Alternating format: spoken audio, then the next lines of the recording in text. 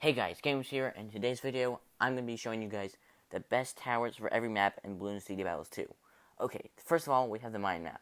Most towers are pretty good here, but there isn't a lot of water space, but that's fine because they're still pretty effective in this map. But tack shooters are really good because of they just get a lot of coverage. In the glade map, every tower is pretty much balanced here, and you can use pretty much whatever you want because this is the most balanced map. Now, in basalt columns, I actually wouldn't use tack shooters because tack shooters don't have as much coverage as they do in a lot of other maps.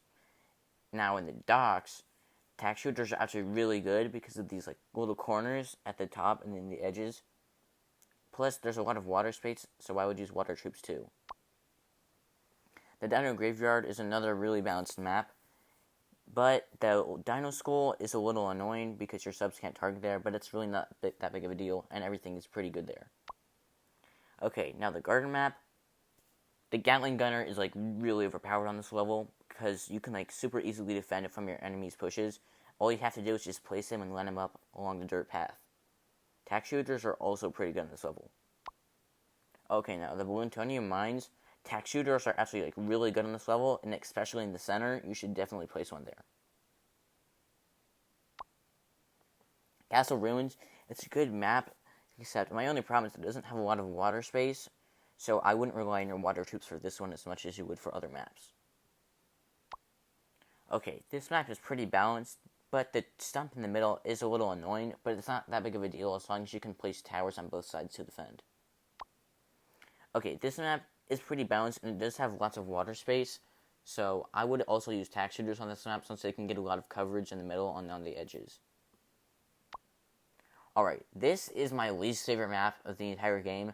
And if you're planning on using subs with the range upgrades, don't, because they can only target half the map. It's just not very good, especially snipers too. Snipers aren't very good in this map either, but tack shooters are always pretty good for this map too. Okay, now the ports map, it's a lot like the docks map, but there is a few differences, and tack shooters aren't quite as effective. Most of the stuff is pretty much the same. Okay, this map, tack shooters are actually really good in this one, but there isn't a lot of water space, so I wouldn't rely on your water troops for this map though. Now the star, this is a pretty much balanced map, except tack shooters are pretty overpowered in this one too. And I've kind of noticed a pattern where tack shooters are really good on every single map, but anyways, the Oasis map. This map is one of my favorite maps because it's just, I like the water space, and I just like the locations that you can place your troops in. It's a pretty decent and balanced map. And the tack shooters aren't ridiculously overpowered here, but they're overpowered in every map anyways. Okay, I've never actually played this map before, but tack shooters are pretty good in this map, but there isn't a lot of water space, so I wouldn't recommend using water troops on this one, just because there's only one little puddle. Okay, this map is one of the most annoying but kind of cool maps, since you can't place pretty much anywhere, but there's only a little water space, so I don't rely on your water troops here either. Okay, now we're on the bot factory. Some of the best things for this map is definitely the air troops, because the elevators on this map, when they move down, the towers that you placed on the elevators, they can't actually fire until the elevators move back up, but your air troops will stay there, and it makes them a lot more effective for this map. Alright, Thin Ice, one of my favorite maps too.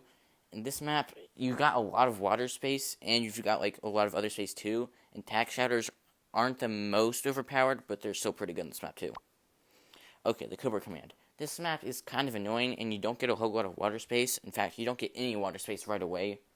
It is pretty interesting, but it's just not one of my favorites.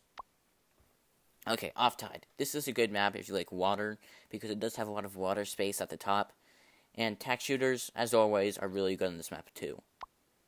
Okay, the Pirate Cove.